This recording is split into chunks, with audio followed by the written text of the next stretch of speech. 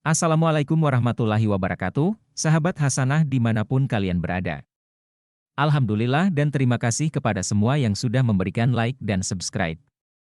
Semoga kita selalu dalam perlindungan Allah dan diberi umur yang penuh berkah. Bayangkan seorang dukun yang biasa menggeluti dunia gaib dan musyrik tiba-tiba memutuskan pergi ke Tanah Suci Mekah. Apa jadinya bila dunianya yang gelap bertemu dengan cahaya Ka'bah? Bisakah kekuatan ilahi menembus keyakinannya yang salah? Atau akankah sang dukun terus tenggelam dalam dunia jimat dan mantranya? Temukan jawabannya dalam kisah nyata penuh kejutan ini. Nantikan sampai akhir karena setiap detik rahasia tak terduga akan terungkap di depan Ka'bah suci. Kisah ini tidak hanya mengejutkan tetapi juga penuh dengan pelajaran berharga.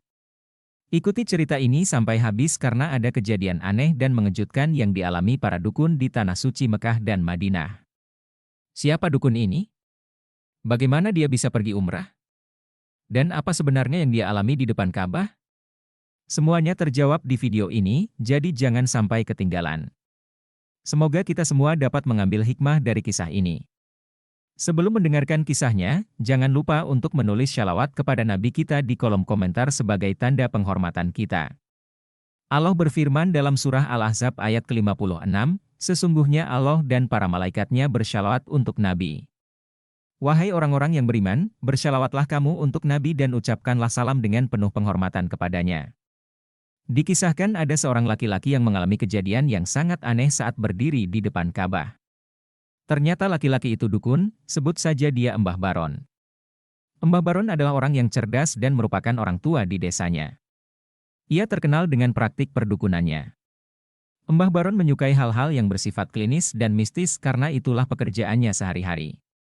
Ia kerap dimintai pertolongan oleh orang-orang yang memiliki masalah kesehatan atau duniawi, mulai dari mengobati orang sakit hingga meminta rejeki atau mencari jodoh. Semua itu dilakukan oleh Mbah Baron. Pasien yang datang kepadanya tidak hanya berasal dari desanya saja, namun juga dari daerah lain. Semua orang mulai dari petani hingga pejabat mendatangi Mbah Baron untuk meminta bantuan. Suatu hari datanglah seorang laki-laki dari kota yang berpakaian rapi dan membawa mobil mewah mendatangi Mbah Baron.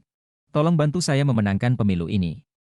Kalau nanti saya menang, saya kasih hadiah umrah, kata pria yang muncul sebagai salah satu calon peserta pemilu di daerah tersebut. Mbah Baron langsung menyetujui permintaan pria itu.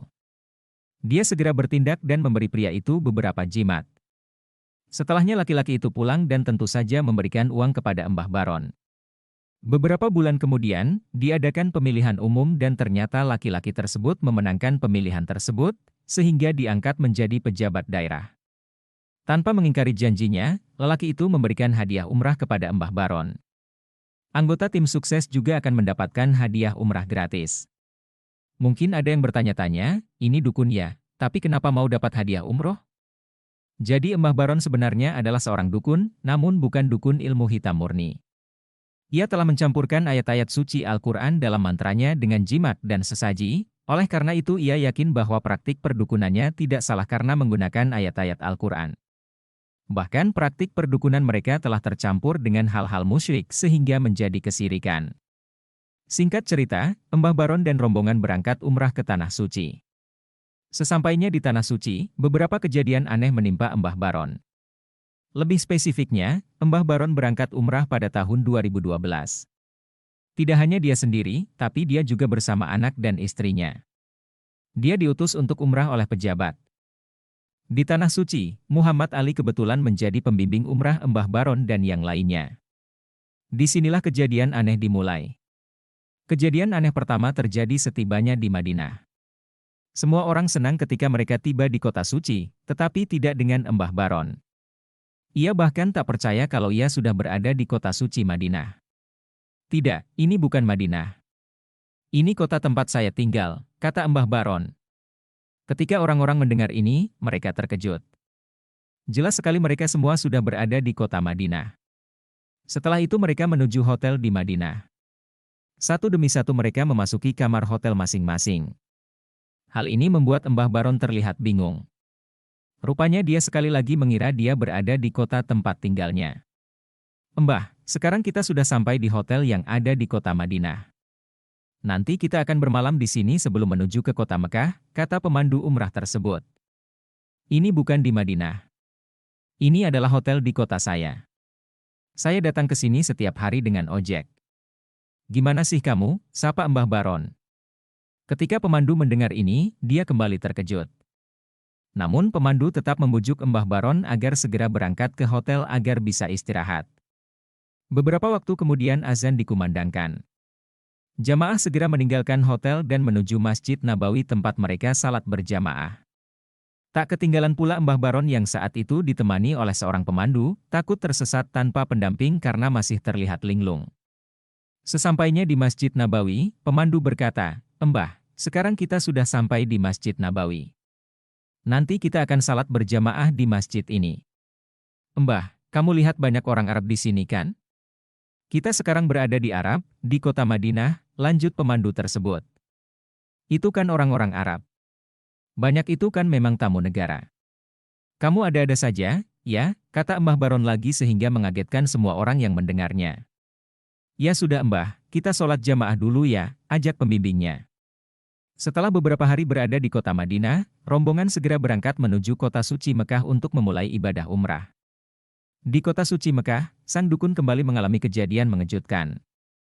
Pemandu tetap menemani Mbah Baron karena takut orang tersebut tersesat karena seperti orang linglung. Demi keamanan, pengawas memutuskan untuk mendorong Mbah Baron di kursi roda saat tawaf. Namun, yang terjadi justru sesuatu yang mengejutkan. Setelah selesai tawaf, pemandu berkata, "Mbah, kita sudah melakukan tawaf mengelilingi Ka'bah sebanyak 7 kali. Bagaimana perasaan Mbah sekarang?" "Wong tadi aku cuma muter-muter keliling kota tempat tinggalku kok," kata Mbah Baron lagi, membuat pemandunya kembali terkejut. Sehingga ketika dukun ini berada di Tanah Suci, dia tidak menyadarinya dan masih yakin dia berada di kota tempat tinggalnya. Suatu ketika Mbah Baron tiba-tiba ingin pulang. "Nanti kalau tidak pulang bisa dicari sama anak istrinya," ujarnya. Bahkan, sejak awal umrah, anak dan istrinya juga ikut umrah. Tentu saja hal ini semakin membingungkan pemandu dan warga masyarakat lainnya. Sang pembimbing lalu mengajak sang dukun untuk salat di Masjidil Haram, namun di sana sang dukun tidak bisa melihat Ka'bah di depan matanya. "Mbah, mulai sekarang kamu harus menghentikan praktik perdukunanmu, oke? Buang saja jimat-jimatnya. Ini peringatan dari Allah Subhanahu wa Ta'ala," kata pemandu dengan sopan. Sayangnya, perkataan sang pemandu justru membuat sang dukun marah. "Bagaimana bisa saya membuang jimat saya? Ini menggunakan Al-Quran," kata dukun. Saat makan malam, sang pemandu menceritakan kepada jamaah lain bahwa dia telah membawa dukun untuk berdoa di depan Ka'bah. Namun, ketika sang dukun ditanya pendapatnya tentang pemandangan Ka'bah, ia menjadi emosional dan mengaku belum melihatnya secara langsung. Salah satu jamaah bertanya kepada Mbah Dukun, "Gimana Mbah, sudah lihat Ka'bah kan?" Kemudian dukun itu menjawab, "Melihat Ka'bah bagaimana? Wong saya cuma ditunjukkan gambarnya saja." Jawaban ini tentu kembali mengejutkan semua orang. Singkat cerita, sang dukun baru menyadari keberadaannya di Tanah Suci ketika ia menunaikan tawaf wada. Ia pun menyampaikan rasa syukurnya telah tiba di Tanah Suci dan menunaikan umrah. "Alhamdulillah kita sudah sampai di kota suci Mekah, kita bisa menunaikan umrah," kata Mbah Dukun.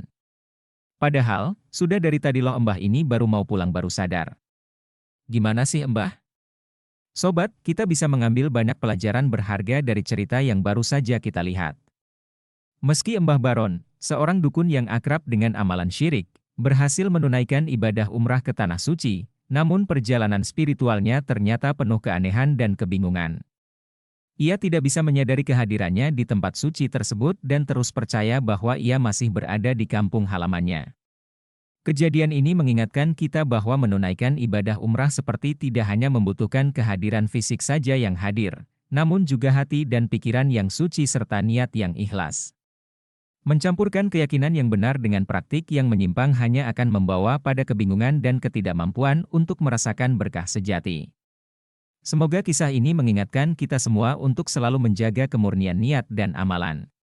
Jangan pernah mencampur adukan hal suci dengan kesyirikan karena pada akhirnya hanya ketaatan sejati kepada Allah Subhanahu wa Ta'ala yang akan memberikan kita kebahagiaan dan keselamatan sejati. Demikianlah kisah Mbah Baron, seorang dukun yang tidak bisa melihat Ka'bah pada saat menunaikan ibadah umrah. Jika ada kekurangan dalam penyampaian saya mohon maaf. Jangan lupa subscribe dan menulis shalawat kepada Nabi Muhammad. Wassalamualaikum warahmatullahi wabarakatuh.